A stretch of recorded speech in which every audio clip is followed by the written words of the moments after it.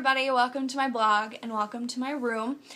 I decided to talk about something today that is kind of stressful for me. I post a lot about nutrition and that's my passion, but I kind of wanted to discuss financial wellness today. Financial wellness is something that I've struggled with for a very long time.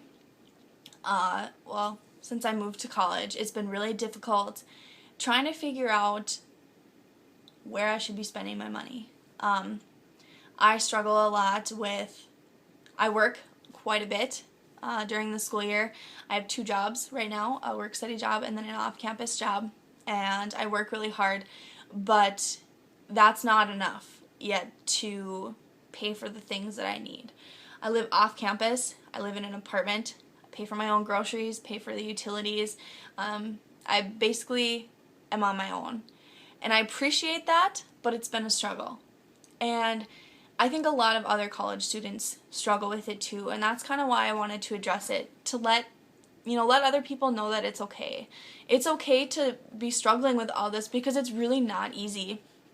I know freshman year I was just trying to get acquainted with the campus, with the area, and things like that. But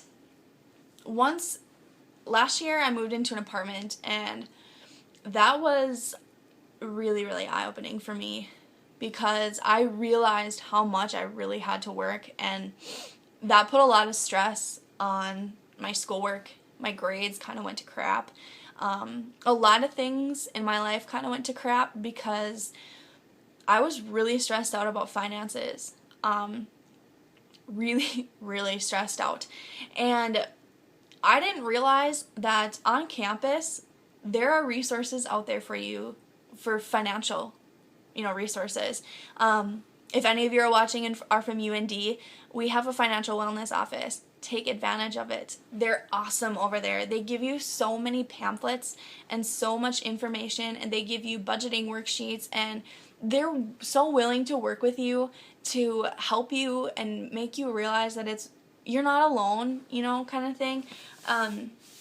Some of the other information that I'm about to give is also from my mom. She's an accountant and she's a very wise woman, and I wish I would have taken her advice a long time ago. So that's kind of where my information's coming from, and a lot of it's my personal experiences. Like I said, this is something I struggle with.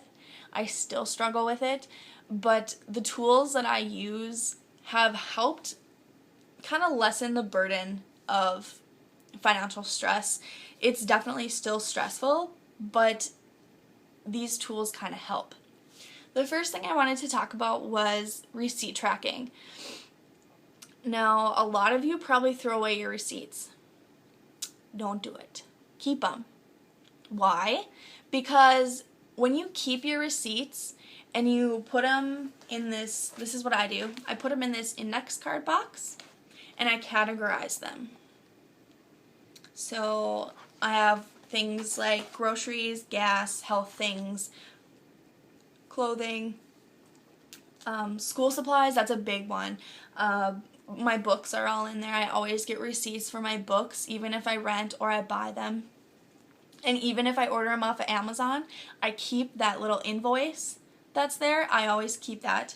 And then out to eat, car things, those are just some of the categories that I know I spend my money in. Everybody's different, but it's good to start putting receipts in these categories because then you start to, see which sections get thicker than others. And then you start to think, okay, let's see. For me, this is personal here. For me, my clothing section's really thick. Do I need clothes? Yes. I need clothes, yes.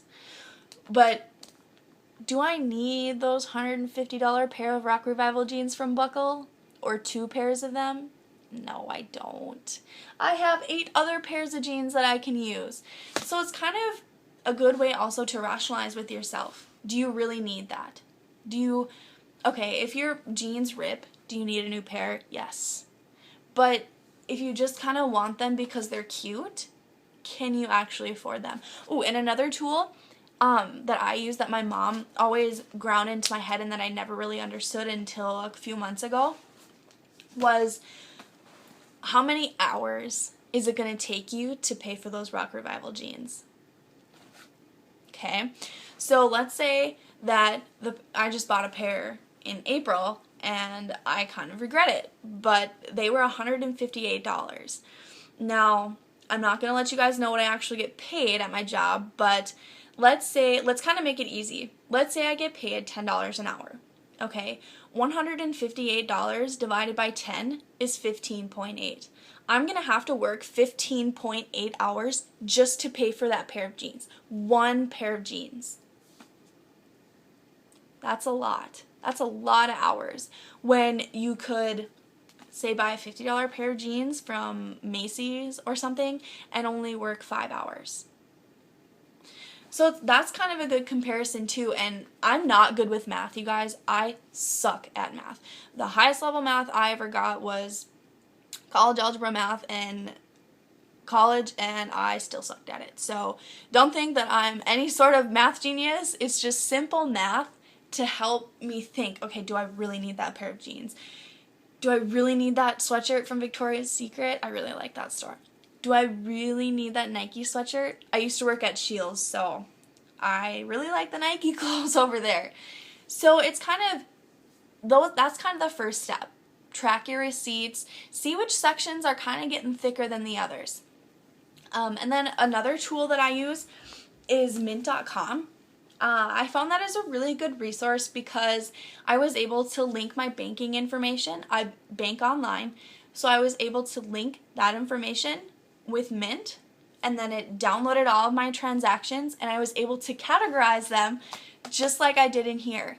And it was really nice because then I could actually see visual representation of like graphs and pie charts and things like that. So mine typically looks like about 50%, approximately 15% of my income, and all of that goes towards rent. And then the other 50% is all broken down into other things, which is so nice because then I'm able to say, okay, I spent 15% of all my money on dining out this month. What can I do to end only 5% of my money on groceries? So do I need to go out, or can I reduce the level of dining out and increase the level of money that I spend on groceries and save money, be more healthy, and cook at home? So those are the kinds of things that I've thought about. Another good resource is tracking your checkbook. That's difficult. It's something that takes habit, and all of this stuff takes habit, repetition, and like kind of mental reminders that, you know, okay, I have to do this. I want to gain control of my money. And you have to want to do any of this for it to work. It's not just going to come naturally. It's not just going to be easy peasy. This is difficult, but it's difficult with a great reward. So I've gotten better at when I go to the grocery store, when I go somewhere, I keep my receipt. I put it in my wallet, and then I immediately write it in my checkbook. I don't have to balance it right away. I just immediately write it in my checkbook. Say I went to Starbucks and I spent $4 on coffee and lemon pound cake. My favorite. It's the best. So I just write it in my checkbook, and I can balance it later. So that's another good thing to try and do, try and get in the habit of doing. Even if you don't write a lot of checks, find a register, go to your bank, and just get registers to keep track of your debit transactions. Because I don't write out a lot of checks either, but I keep track of all of my debit and credit card transactions on there. So those are some tips that I have for budgeting today. I hope that some of you can take advantage of these, take advantage of the resources that are on campus because they're there to help you. I can't stress that enough because I don't want to say dumb, but I was kind of naive, and I didn't take advantage of those resources when I should have. So I will stress that over and over again to do that. They're great. I hope some of this information helped you as well. Feel free to give me feedback. message me on The Savvy Student on Facebook. Check out my Facebook page. Check me out on Twitter. Check out my blog for other nutrition information, budgeting information, and kind of opinion things. I hope you guys have a great Labor Day, and I really appreciate you guys watching. Thank you.